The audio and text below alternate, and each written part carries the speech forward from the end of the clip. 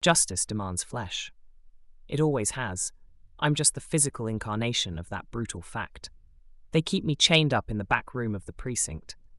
I'm their fucking hunting dog, a cannibal monster designed in the pits of hell to find criminals, born to inhabit this horrendous ability.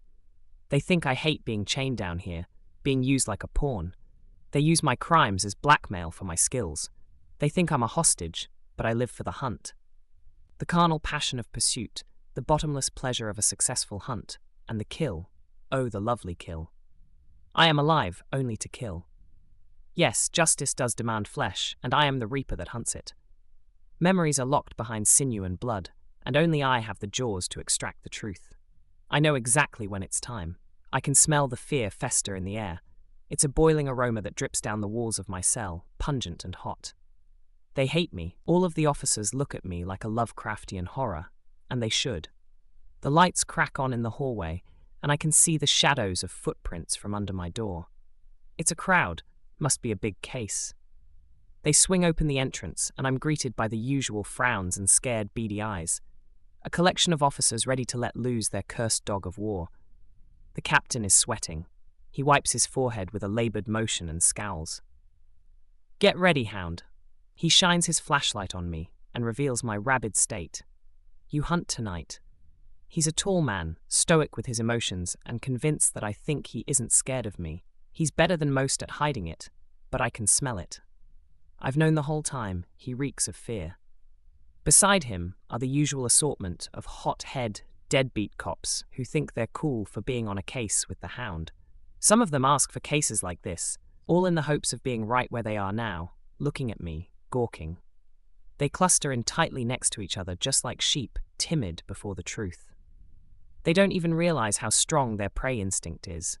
On the inside, they themselves are wishing that they didn't take the case. I can see how they look at me, with my massive features and dogged appearance. They think I want to eat them too. Maybe I do. Finally, I see some new faces, young cadets who probably showed some sort of promise, so they were thrown onto the case to see if they'll break when dealing with the hound. I am their test, and they're failing. One shudders at my sight.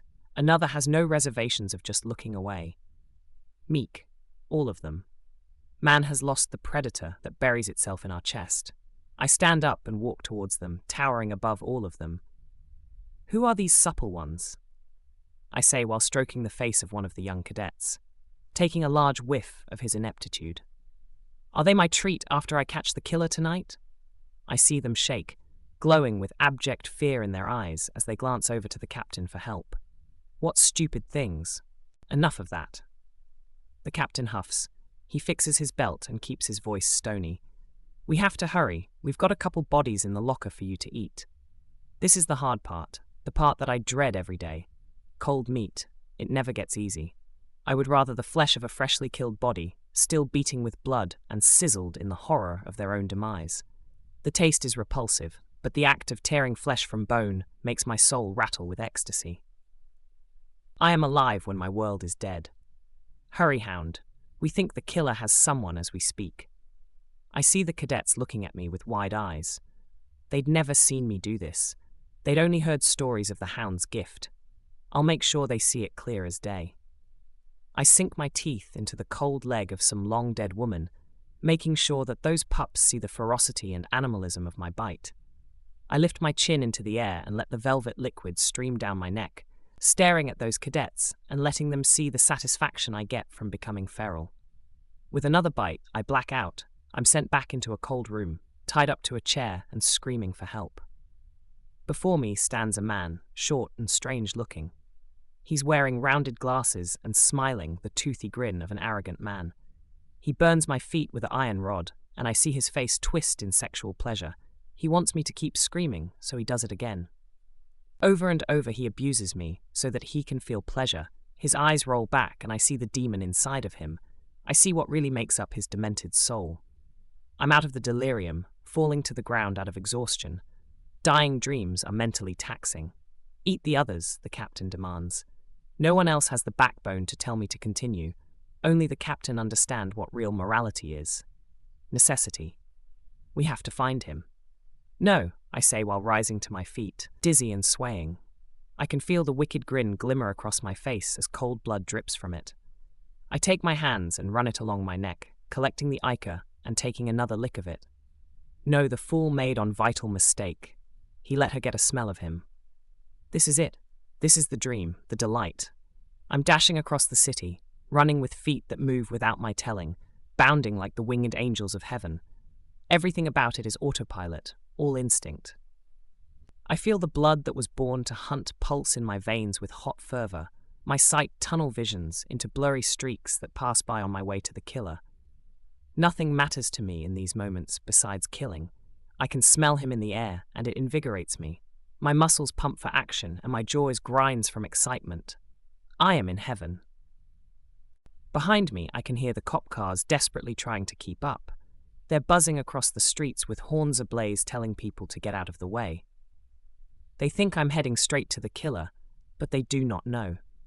In an instant, I turn off into an alley and disappear, dashing through passageways and through buildings. Quickly, I angle away to loose them. I can hear the shouting voices from my belt. Hound! What are you doing? Wait on us. They'll catch up eventually. They're tracking me. But all I need is a minute. This moment will be mine. This kill I will keep. I arrive at the warehouse. His stench is everywhere and it inflames me.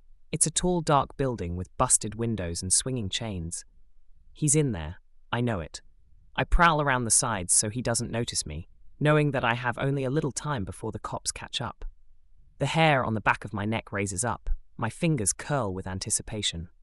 I am close. Inside I see him, working ruthlessly on some poor sap tied up to a bed. He's doing the same thing he did to the lady I ate, torturing them for his own perverted pleasure. I see the eyes roll back. I see darkness, real and hopeless darkness. I can't help myself. I plunge from the edges and latch onto him, dig into him. It is an incredible, ruthless, bloody slaughter as I tear his skin to shreds. I hear his shrill screams, and it's music to my ears, a symphony that makes my soul shudder with electricity.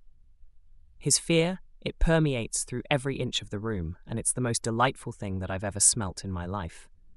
He's screaming, why? Who are you? Please stop. But I do not care. I rip into him and start consuming him, feeding from him, in the most delightful manner. I listen to the screams with more pleasure than you could ever imagine. The cops are here. They're yelling at me to get off of him. They're pulling and yanking at me, but I am not done. Right before 6 men get me off, I rip out his heart. I pull out from his wretched chest a lump of pulsing flesh, a useless device for a man so twisted.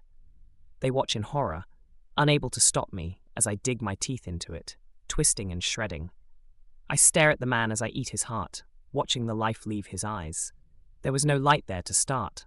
I simply watched darkness become emptiness. The captain is yelling at me.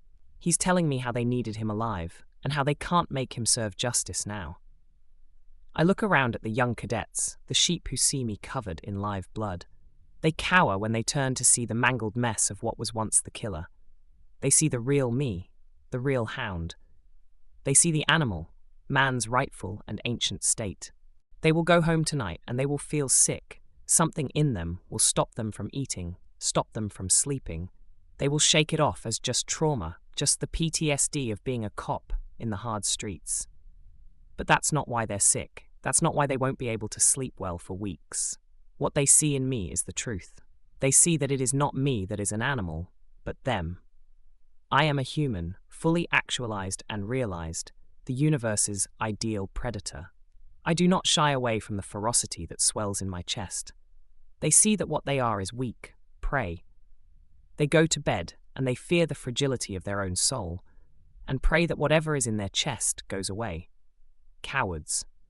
The captain yells into my ear, telling me that I can't just kill like that justice has to be served.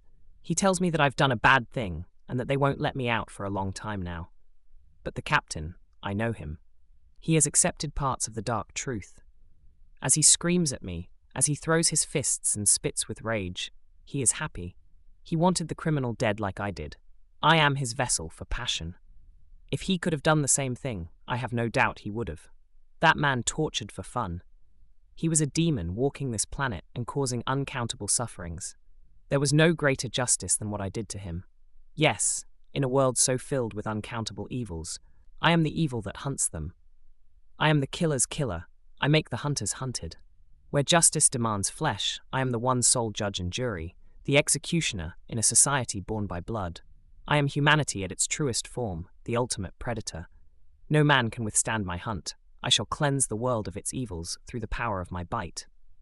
Yes, I killed that man. I made him suffer unholy terror, and my only wish is that he suffered more.